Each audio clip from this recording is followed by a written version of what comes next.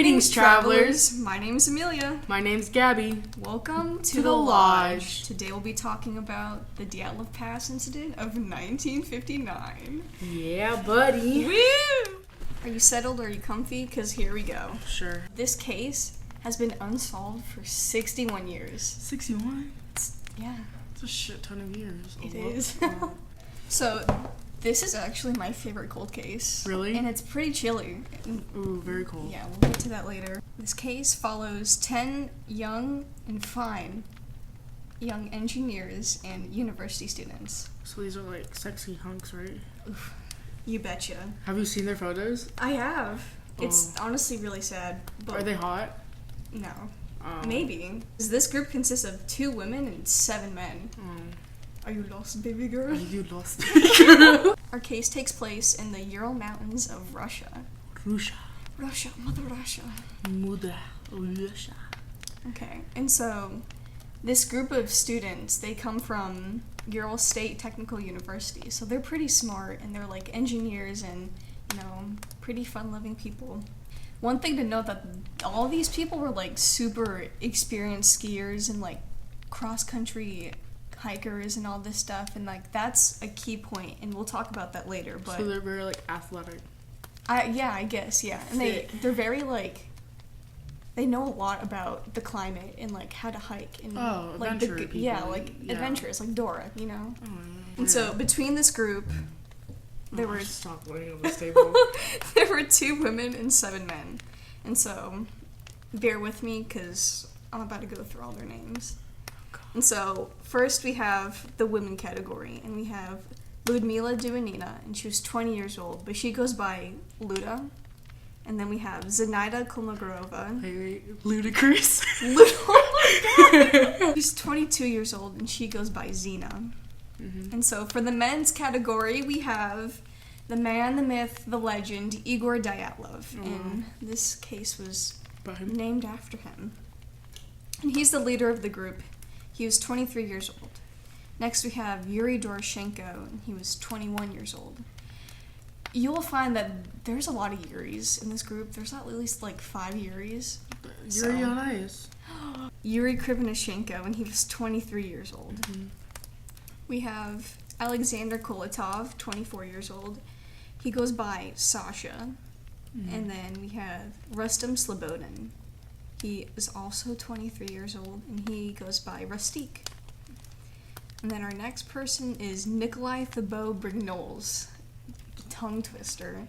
He was 23 years old. How do you know these names? I have no idea, because I would give them different names. I practiced. Oh, good. Next we have Semen Zolotarov, and he's kind of like the odd man out, because he kind of like tagged along right before all this happened. So he kind of got separated from his own group, and so he just decided to tag along with all these like college kids. But he was a professor himself, and he's 38 years old. Jesus. Yes. So he's the oldest one? Yeah, he's the oldest one. Okay. And then we have Yuri Yudin, and he's the only survivor from this incident. He is 21 years old. Mm-hmm. And so the main goal of this expedition that they were going on is to get certified for advanced ski touring and mountaineering. Mm-hmm. And here, there was a local indigenous tribe called the Mansi tribe, and in my notes I wrote, some pretty chill people. The little notes. My little notes. Okay. So the group was supposed to trek over 350 kilometers to reach Mount Ortorten, which literally translates to "don't go there" in Mansi. The beginning of the trek, Yuri Yudin got sick and stayed at the local Mansi village to recover. But little did he know that was his lifesaver right there. And so 'cause he's the one that survived, right? Yeah, he's the only survivor. Okay. And so the group told Yuri they would make contact again with him in 9 days. Mm-hmm. Okay. And so the group continued without Yuri, and everything seemed to be going like super well. They were taking tons of pictures, they kept some diaries, and I read somewhere that they celebrated Yuri Doroshenko's 22nd birthday on the 30th of January. And this makes me so like, it just warms my heart, because they gifted him a tangerine. Mm-hmm. I guess they picked it from like a village or something, but it's like, Citrus fruit is obviously like super rare when you're in like the middle of a tundra mountain. Russia. Mm-hmm. It's cold. Very cold. It's pretty chilly. So wait, was it like snowing there or was it like summer? What time of No, year it was it? snowing there. Oh, okay. Like they were in like at nighttime it was like negative 20 to 30 degrees. Oh, Jesus And Christ. so they were all in this like one tent, and I read that they gifted him a tangerine and then they broke pieces off and they ate it together. And that was their birthday That's very gift. cute. One thing that they did keep was a newspaper called The Evening of Torton. And it's like a little cute thing that they would write entries from their day and everything, but the most chilling thing about this was that their last entry read, "From now on, we know that the snowmen exist." Yeah, my heart dropped. What the fuck? I know. Who's the snowman? So it's speculated that on February 1st, the group got hit by a snowstorm. And instead of heading back like 1 mile to set camp on like the tree line, they decided to just set up at the bottom of the slope. So little did they know that they set their camp up on a mountain called Kholat Sakil, which translates to Dead Mountain. What great names. Yeah, these are pretty awesome names. And eventually, 9 days had passed and no contact was made from the group, which, Yuri didn't think much of it because they're hiking through snow.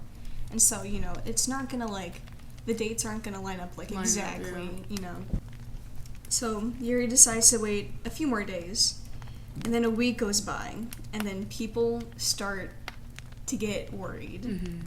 So on February 20th, a search party was sent out to go look for these hikers, But nothing was found until February 26th. And then 6 days later? Yeah, 6 days later. Jesus. The first thing that they found was their tent that they were sleeping in. But when they discovered their tent, it had been ripped from the inside out. So, they were clawing their way out of here.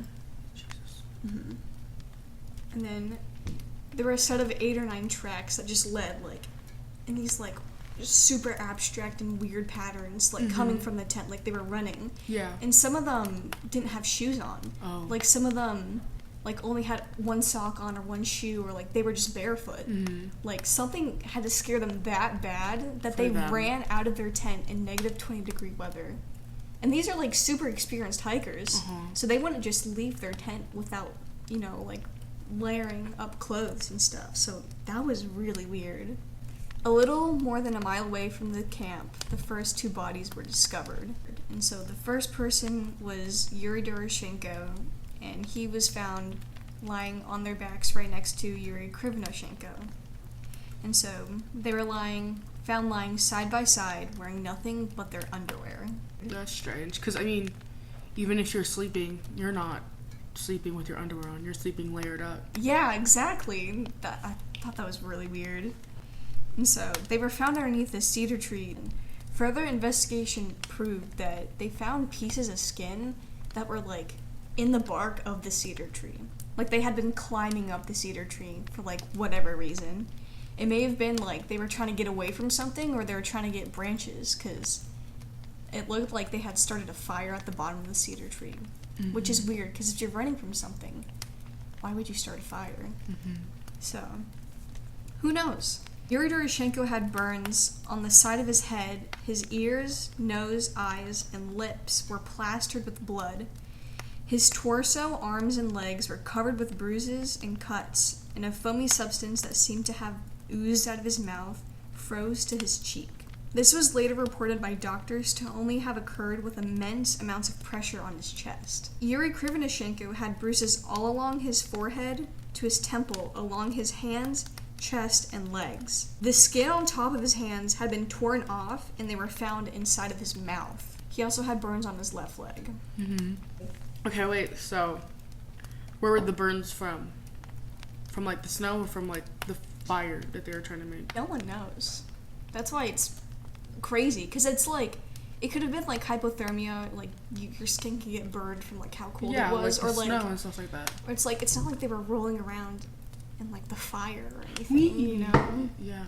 So that was super weird. And so one thing that I found was a phenomenon called paradoxical undressing. And so it's not super common, but it is found among hypothermia patients where your body feels like it's burning when it's actually your heart rate is like dropping. So you're dying, but you feel like your body's heating up.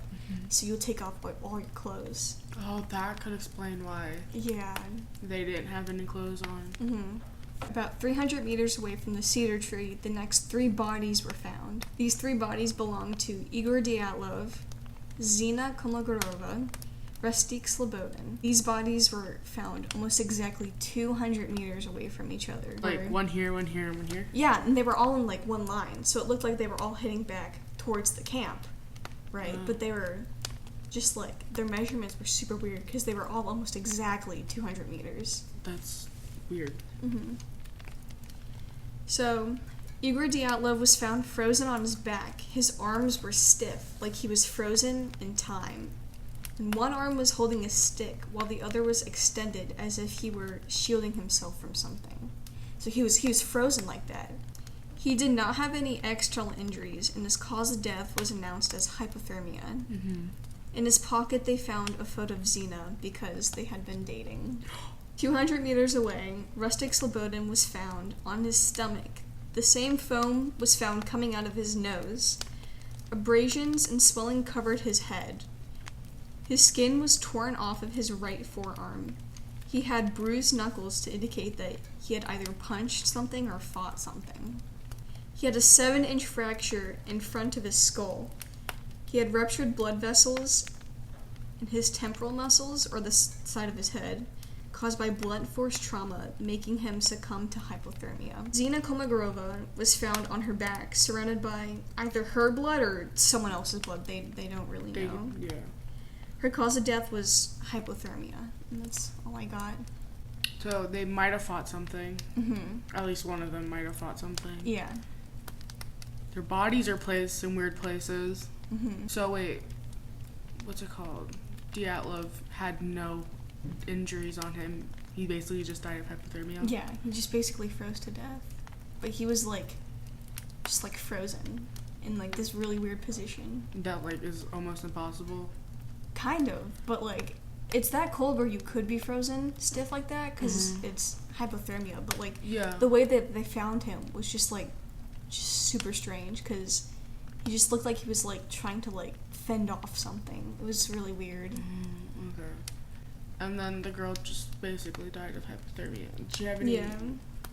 Did she have any cuts on her? No, but she was surrounded by like blood, but they don't know if it was her blood or like someone else's blood. But there's no cuts on her, or there probably was. There had to be some kind of cuts on her. Probably. So they didn't release a lot of stuff because his case was very old. Yeah, and they try to cover up a lot of things too. And it's in Russia. That's crazy. It is. It's so sad because you look at these photos and like they're so happy, and then you look at the aftermath because you have the investigation photos and you're like, none of them knew that was gonna happen. Yeah. And they just like, it just breaks my heart. Yeah. It's so sad. The next 4 bodies weren't discovered until another 2 months, and these bodies belonged to Semen Zolotarov, Luda Dubinina, Sasha Kolotov, and Nikolai Thibault Bernols. And so they were all discovered in a ravine close to the first 2 bodies near the tree line. They were found under 13 feet of snow and were heavily dressed. And these clothes belonged to some of the people that belonged to the group. So, like, maybe they took the clothes from, the people found by the tree line. They were just heavily dressed, and they were all kind of bunched in the same area. And they were found under snow, which I guess is, like, a tactic to, like, keep yourself from... like the cold. So it's kind of like an igloo. And so the reason why they were found 2 months later is because it was starting to be springtime and they had to let all the snow melt. And before so they could. Yeah, they could find them. Semen Zolotarov was found with broken ribs and a chest that had been crushed inward. He had a sufficient amount of internal damage with little to no external damage.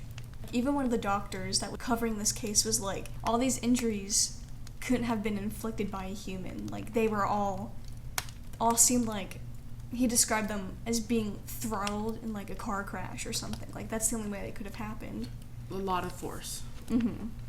Oh my gosh, this thing riddles me to my core. And so they found him and his eyes were scooped out of his head, and a camera was found strapped around his neck. But the survivor, Uryudin, get this, he stated that he had never seen that camera before, and all the film that was on that camera was never released. So there could be something There could be something that could help this case, but they're not gonna put it. They're not gonna put it out because it's Russia. Luda Dominina was found frozen with her mouth open wide as if she was screaming. In reality, she was choking on her own blood caused by her tongue being ripped out of her mouth. Jesus Christ. Autopsy report shows that there was a sufficient amount of blood found in her stomach, which proves that she was alive when they ripped her tongue out. Or when her tongue got ripped out. Well, yeah, I guess. Because she was swallowing her blood. Yeah. Oh. I know. Oh, gosh. These poor people. Damn. So, her eyes were also found to have been scooped out, along with soft tissue damage around her sockets and her temporal bones. Her nose was broken off of her face, and her rib cage had been crushed. Her upper lip had been torn off to the extent that her teeth and upper jaw could be seen. Her cause of death was internal damage due to a hemorrhaged heart. That hemorrhages my heart. My heart is hemorrhaged. I'm so sad. It's very sad. Sasha Kolotov. He was only reported to have a broken nose and a limp neck. You have your vertebrae and you have your various muscles that keep your neck upright. Yeah. But, his neck had been mutilated so badly that it was deformed beyond repair. It just... Think of, a giraffe. But, if a giraffe didn't have a spine. Ew. I know. The last person was Nikolai Thibault-Brignoles, and he had a hemorrhaged forearm and several fractures in his skull that was supposedly due to, falling. And maybe he, hit his head on a rock or something, but that was his cause of death. Jesus Christ. So they go on an expedition. They go on this expedition, and they just get... fucking mutilated. I know. Jesus Christ.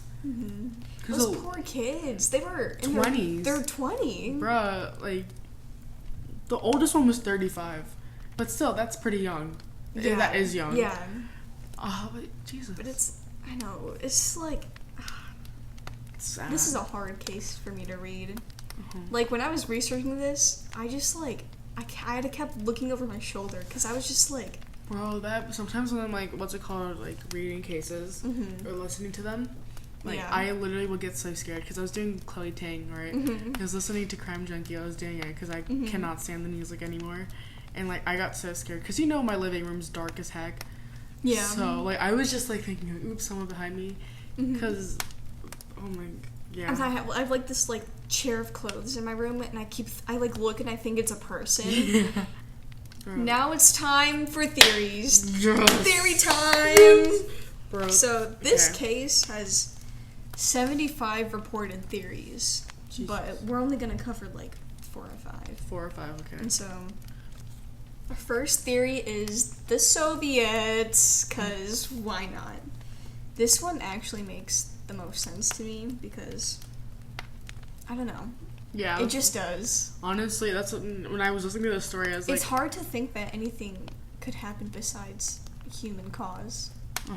Supernatural stuff. Oh my gosh. The abominable smoke. We'll get to that. So, it was thought that the group might have stumbled across a weapons testing experiment by the Soviets, which could be proven because they did actually find, amounts of radiation, in their clothes.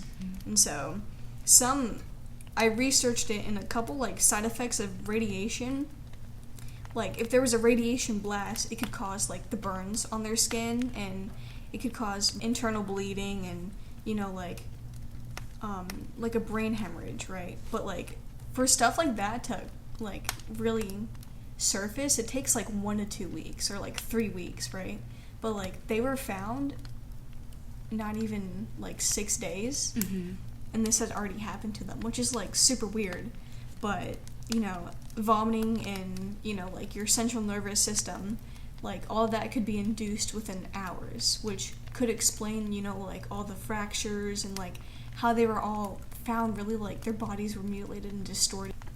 So, there was a document that was found and was written by the prosecutor's office on February 15th, 1959. It stated that they knew about the hikers' deaths and were traveling to the scene.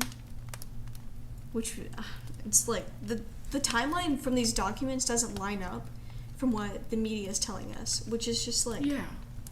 Which, it makes sense, but like, this is like, it's weird, because they were found on the 26th, but the document stated that they had discovered their bodies on the 6th of February. So it's like 20 days before, right? Yeah. Wait, what day did they go hiking? The 1st. So that would mean 14 days after they found them, they were dead. No, they went the 1st and the 6th. I could go in a whole rabbit hole. I'm not going to talk about that. So that part doesn't really make sense to me, because how would they have been found if the search party didn't go out on the 20th? Mm-hmm. That's why it might have been a government cover-up. It could have been. I mean, honestly, it makes sense, because a lot of stuff are going to be covered up, because... Mm-hmm. What's it called?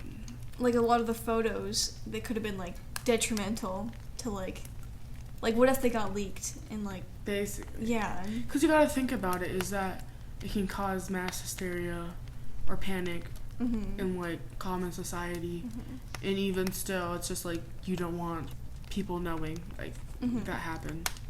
But it's going to be hard to satisfy people that want the answer. Because it's Mm-hmm. like, I don't know, this case is just, it's strange. It's just like so deranged and it's weird. But are you ready for the next theory? Yes. Our next theory is aliens. Oh my god. Okay, I'm totally ready. Aliens! Okay, Yes. and so the last picture found on the camera back at their camp was shown to have white orbs against a black wash. So it's kind of like, you could suppose it was like nighttime, but you know, they had these little orbs in the sky. Mm-hmm. And like, they're not the only ones that saw the orbs. Like, there were other hikers that reported like the night of, or like a few weeks before, that reported seeing those orbs too. I read somewhere that the flash of the camera could have like illuminated the dust particles in the air, and it could have like created these orbs. Yeah. But like, the only way that this could have happened is if they were using like a compact digital camera. Mm-hmm. But it's 1959. Like, they don't have that. No. Mm-hmm. Okay. I don't know. That's a pretty bogus theory. That's not true. People say everything's aliens, and then they find out it's like some government testing. Area 51. No, because honestly, it could be that. Just like, oh, maybe something from the government they were Soviets are trying to do. Yeah. I read that one way to avoid this problem with the dust particles is to like put your camera on a tripod for like extra stabilization and things like that, but they had a homemade tripod that they brought with them, and it looked like it had been set, like they were waiting for this to happen. Aliens could also prove a little bit of radiation that was found on them, but Who knows? who knows? Our next theory is the Yeti. Yeah! Or the Menk. That's what the Monzi people called it. It was like their little forest giant, or their forest spirit that dwelled in the mountains. Yeah. But it was like known to be very aggressive, or like very vicious and attack people. Mm-hmm. And it also smelled very bad, according to Monzi scribes. But the Monzi people believe that this was the cause of the hiker's death. Like, they called it out themselves that they believe this is what happened to them. But the Monzi people were very nice and cooperative. Like, they let the hikers walk on their trails, and they even helped locate the bodies. Mm-hmm. Which, those poor Monzi people. I mean, honestly, I like that theory a lot better. Mm-hmm. Because to me, it makes sense. My only thing is... Because, like, all those, like, weird things, so, like her tongue got ripped out, like, that could have been caused by, like, an animal. Mm-hmm. Or, like, their ribs getting crushed by... Yeah, the only thing is that there's no claw marks on them. Yeah. Which is, like, Mm-hmm. the only, like, creepy thing, but, like, who knows? Mm-hmm.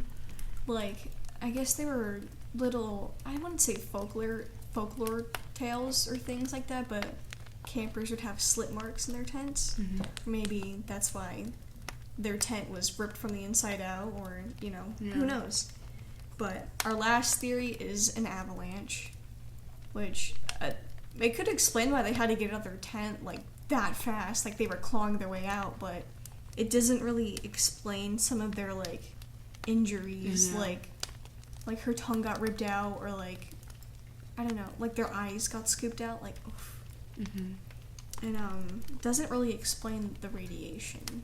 So, we have one more theory. Okay, our last theory is my favorite theory. And it's pretty weird. It's pretty strange. It's called infrasound waves, and it's caused by the wind whipping around the mountain slope to produce a low-frequency sound. It can cause an intolerable sensations, incapacitation, disorientation, vomiting, nausea, bowel spasms, and heart tremors. Oh, that would make sense for a lot of stuff. It could make sense for a lot of things. Like, maybe they could have passed out and just, died of hypothermia. Maybe an animal came. Yeah. To me, that makes no sense. After all this happened, the case got closed, like, 1 month after the last body was found, and it was deemed classified. Like, they wouldn't let anyone go for, like, 3 years to that site and, like, walk around or hike or any of that. But the case was reopened in the early 90s, and we're still waiting on more information to drop. Okay, I mean, what I think, personally, in my opinion, if we want to, like, do... I think it was the Soviets. If I wanted to go to, like, conspiracy theories and, like, make some shit up, I would think it'd possibly be Soviets were testing things on humans, and that's where, like, the Yeti came from. Probably. Because it's the Soviets. They made Ivan Drago. If you don't, you know where that's from, right? That's from the Rocky movies. Yes. Yeah, he's, like, really buff. That's what I was thinking. It's like, Captain America. Yeah, basically. Winter Soldiers. Yeah.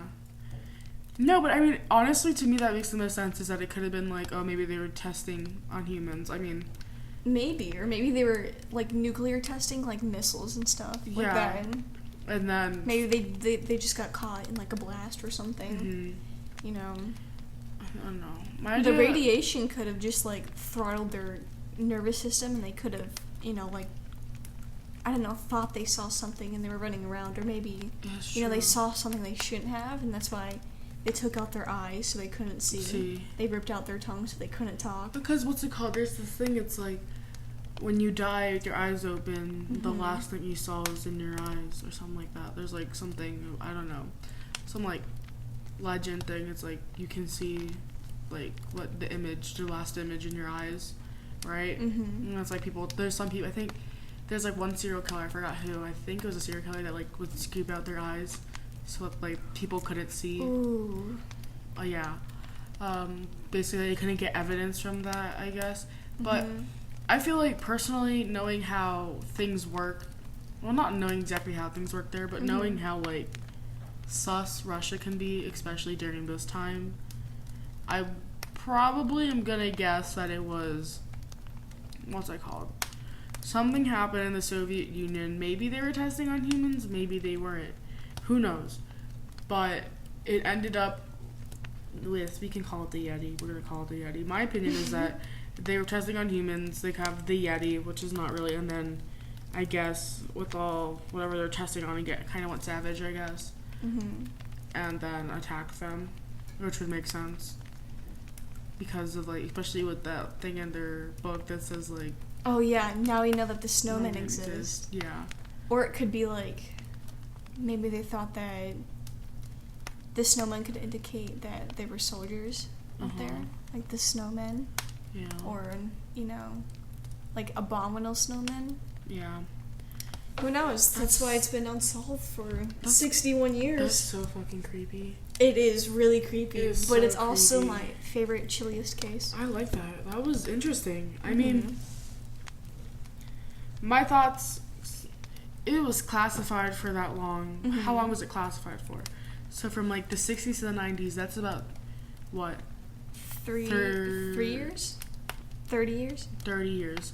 So if it's from the 60s, I got 30 years. That could have been a long time to cover up a lot of things. Yeah, you can do so much in 30 years. And from those documents that they found, it probably could have only taken them 1 week to cover up a lot of stuff. Like all that film. Because if they found them February 6th, 14 days to like basically have everything covered up that they want covered up is possible. So that makes sense. Yeah. It'd be hard though, because they did find their tracks, right? Like from people running, but they didn't find any other tracks. That's true. So that could be. It's just it's very strange. Now, I don't know. There's a lot you can think about if you think about it. Like if they were going up February 6th, like it had to have snowed some other day, so that those tracks wouldn't be there, because it snows a lot, right? It's like the tracks are going to be covered up. The tracks were still there, like 6 days. Which took them to find. But that's kind of sus if you think about it. Like the timeline that wouldn't line up unless it hadn't. Because the only reason why they stayed there was because it stormed. Like it was storming. Yeah. So their tracks would definitely have to be covered up unless they did something. And I feel it looks two-staged. Because having those, the 3 people, like almost 200 meters. Yeah. That to me seems like, that could be something else. And those 2 bodies were found right next to each other on their backs. So. I feel like it has to do with government cover-up. Because, Could have been anything. I know, like, with classified information, a lot of times is that there's, like, a time limit on it. So let's say, like, 30 years, they're like, oh, this doesn't matter anymore. Like, you can't find it as easily. So they're like, okay, we can, like, declassify it and give it out and let people do more research on it. I mean, 30 years, the Cold War happened. Pretty much everything. Because then those testings were being done with, like, the nuclear war. Yeah. So like at their funerals, I read that their hair was like white, like their hair was gray and their skin was orange from like all the radiation. Yeah. And so it's a lot to take in. Yeah. Yeah, honestly, that makes a lot of sense. I guess we'll post the pictures on our Instagram, and you guys can see. That's true. We could do that. And like the before and after pictures. Yeah. It's a lot to take in. There's a lot. Ooh, Jesus Christ. This one was